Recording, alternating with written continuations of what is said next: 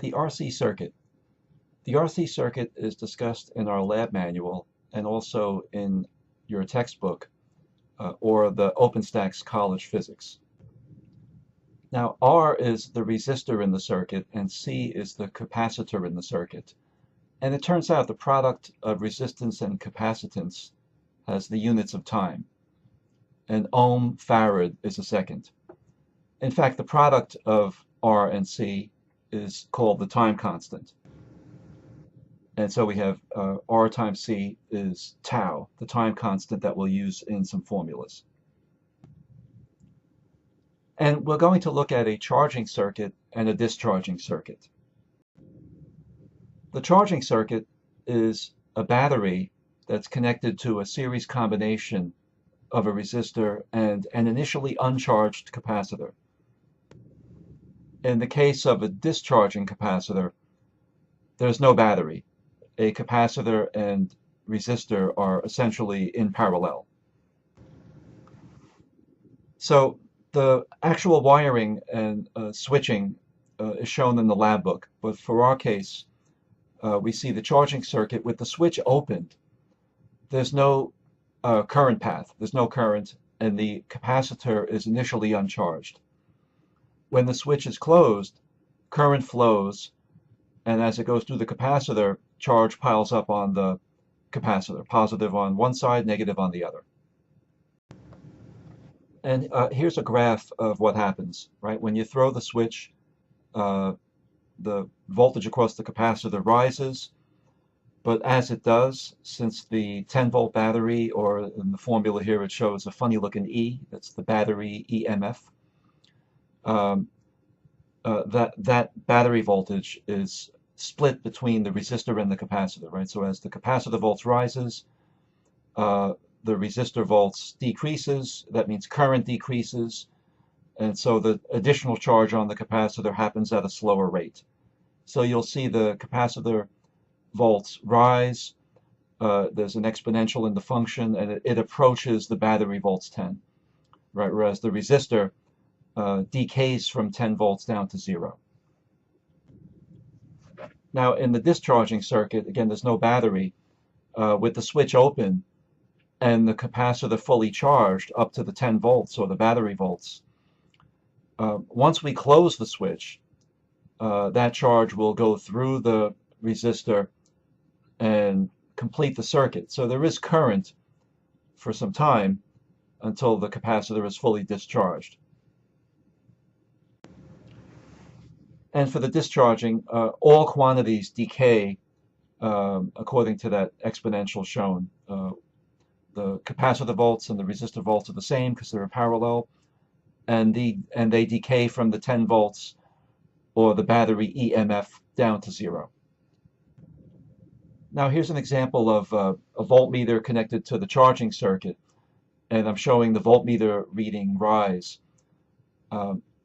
I just paused the animation now, but just to give you an idea that the voltmeter will be connected across the capacitor, and when the switch is closed, you'll be able to get volts readings and using a stopwatch time readings. So you're going to collect data for two different circuits. We'll call them Circuit A and Circuit B. Each of those will have data for charging and for discharging. So have a lab notebook ready, and you'll be collecting the time data on the screen and with a stopwatch by looking at the volts readings on the screen. So in your lab notebook, we sort of want to get capacitor volts. When the capacitor volts reaches roughly 1, 2 volts, 3, up to 8, we'll record on the voltmeter the actual voltage that was shown. It may not be exactly 1, so you'll have to get a value near 1. And make note of the time when that voltmeter needle crossed the value that you see in the readout. And for discharging, similar, right? We sort of want to target roughly 9 volts, 8, 7 down to 2, but we'll record in our notebook the actual voltage on the voltmeter and the time as shown on our stopwatch or phone.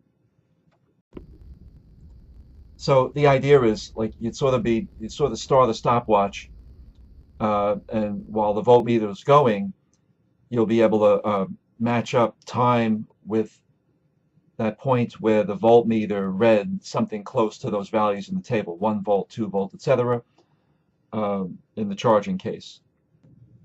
Now, it's going to be a little difficult to do this, so I suggest you play the video back at 1/4 speed, which you can do in YouTube in the settings. Just be sure to divide the time by 4. Okay, so the voltmeter showing charging for circuit A is coming now.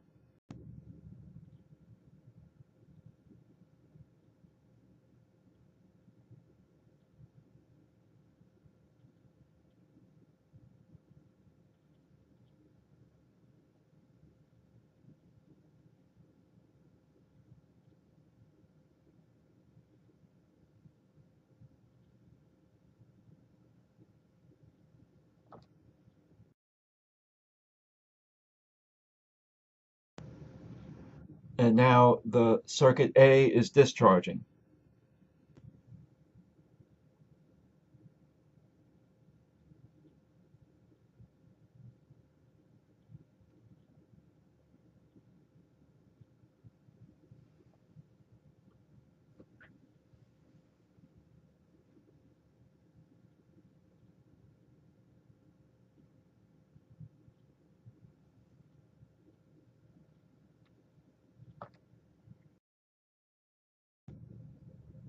Circuit B charging.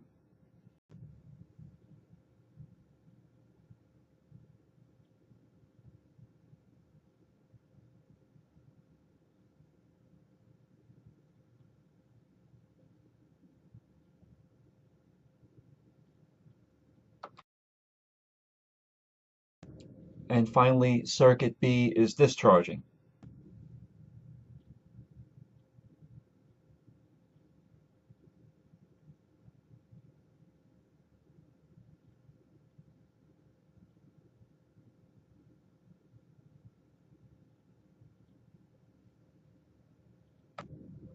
And that's it. Now we have all our data.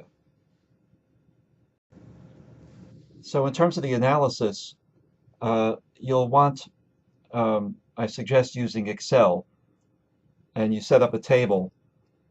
Uh, in the charging case, you have V sub C, the voltage across the capacitor.